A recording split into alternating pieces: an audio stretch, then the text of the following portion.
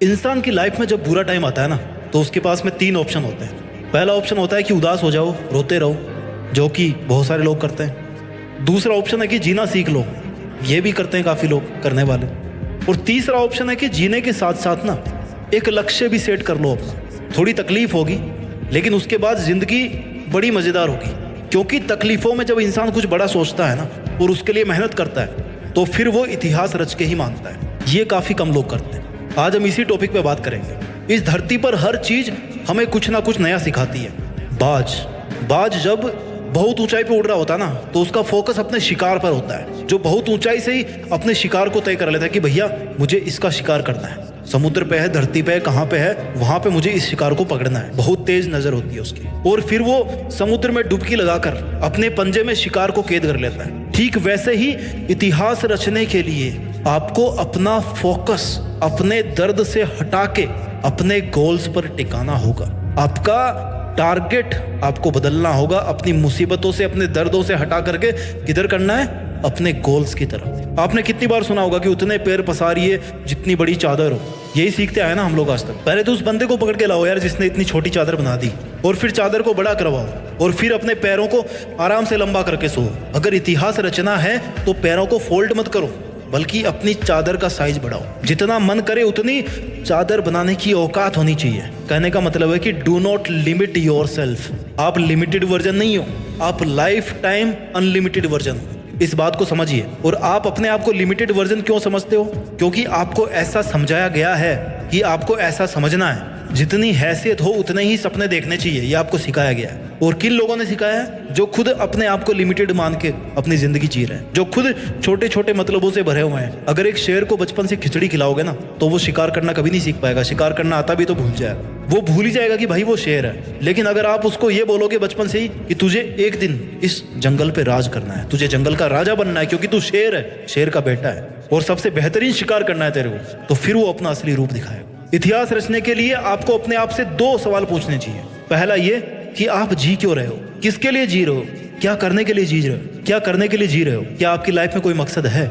और दूसरा ये कि क्या आप जिस मकसद के लिए जी रहे हैं, क्या उस मकसद के बिना भी आप जी सकते हैं? आपकी लाइफ को इमेजिन कर सकते हैं आप उस मकसद के बिना? अगर दोनों सवाल का जवाब पॉजिटिव आता है ना, इट मीन्स कि आपके दिल में वो चिंगारी है जो अगर किसी दिन एक बड़ी आग का रूप धारण कर लेती है ना, तो आप इतिहास रच दोगे। आपको कोई नहीं रोक पाएगा। अब इस चिंगारी को आग में बदलने का जो सफर है ना, वो बहुत ही रोमांचक है, बहुत ही एडवेंचरस है। इसमें आपकी हर चीज की भूमिका है। इसमें हर उस इंसान की भूमिका है जो इंसान आज आप पर कीचड़ उछाल रहा है, आपको डाउन करने की कोशिश कर रहा है, आपसे केवल मतलब के लिए जुड़ा हुआ है। जब सर्दियों की सुबह में बहुत ज्यादा कोहरा होता है ना, तो आप कैसे चलते हो? आप जैसे जैसे धीरे धीरे आगे बढ़ते रहते हो, राइट? आपको आगे का रास्ता दिखना शुरू होता है जैसे जैसे आप थोड़ा आगे आगे बढ़ते जाते हो। आगे का थोड़ा थोड़ा रास्ता ही आपको दिखता है घने कोहरे में। मुश्किलों में भी ऐसा ही होता है। जब भी लाइफ में मुश्किल आती है ना, आप केवल थोड़ा सा आगे चलने के बारे में सोचो। बहुत बड़ा मत प्लान करो, वहां से आगे बढ़ने की सोचो। 2 कदम, 5 कदम, 10 कदम, और ऐसे ही कर करके आप कितने ही किलोमीटर आगे आ जाओगे। देखना,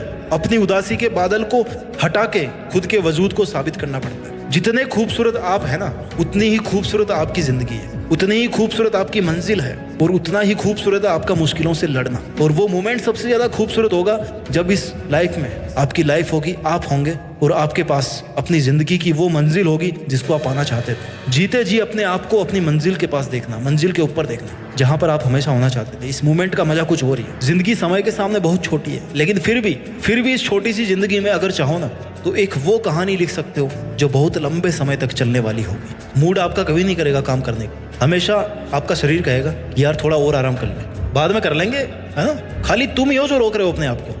इतिहास रचने के लिए सबसे ज्यादा जरूरी होता है इंसान का स्ट्रगल। उससे भी ज्यादा जरूरी होता है कि अपने बुरे दिनों को हमेशा याद रखो। ये वो आईना है, वो दर्पण है जो आपको अपनी जमीनी हकीकत से जोड़ के रखता है। आपकी वास्तविकता को दिखाता है कि आप कहाँ से चल के आए थे और आपका उस टाइम पर मकसद क्या था। आपको इतिहास रचने की तरफ खींच के लेके जाता है आपको वो दर्पण, कि चल तेरी जिंदगी ये नहीं है जो तू आज जी रहा है, बल्कि तेरी जिंदगी वो है जो तू करना चाहता है, जो तू जीना चाहता है। इतिहास एक दिन में नहीं बनता, लेकिन ठान लो ना तो एक दिन जरूर बन जाता है। डिसाइड करना बहुत जरूरी है कि मुझे करना है, मुझे चैलेंज लेना है, मुझे बहुत सारी चीजें सीखनी पड़ेगी इतिहास रचने के लिए। जिस फील्ड में इतिहास रचना चाहते हो ना, उस फील्ड की बारीकियों को और खुद की कमियों को समझना पड़ेगा। दुनिया की नेगेटिविटी को अपने ऊपर हावी होने देने से बचना होगा। हर ठोकर के साथ खुद को संभालना होगा। हर हार के साथ कुछ सीखना होगा। हर छोटी से छोटी जीत के साथ अपने आत्मविश्वास को बुलंद बनाना होगा। लंबे टाइम तक मेंटेन रहने वाली सक्सेस चाहिए ना, तो फिर लंबे टाइम तक एफर्ट्स भी मेंटेन करना होगा, है ना। तुम सोच के रोते रहते होंगे दुनिया की बातों को, पर ये दुनिया इतनी बेरहम है कि वो तेरे बुरे हालातों में भी ना तेरा मजाक बनाने से नहीं चूकेगी। खुद को बाज की तरह ताकतवर बना, आसमान का राजा बन, कि कोई तेरी तरफ आंख उठाने की भी हिम्मत ना करे। पहले ऊंचा तो तुझे उड़ान भरना सीखना पड़ेगा ना। बहुत सहली है तुमने दुनिया की सितम, कब तक सहोगे। आज ऐसे कई लोग होंगे जिनकी आंखों में तुम चुभ रहे होंगे। दुनिया ने भी कुछ कम ताने नहीं दिए, तुम्हें सबने अपने हिसाब से इस्तेमाल किया होगा।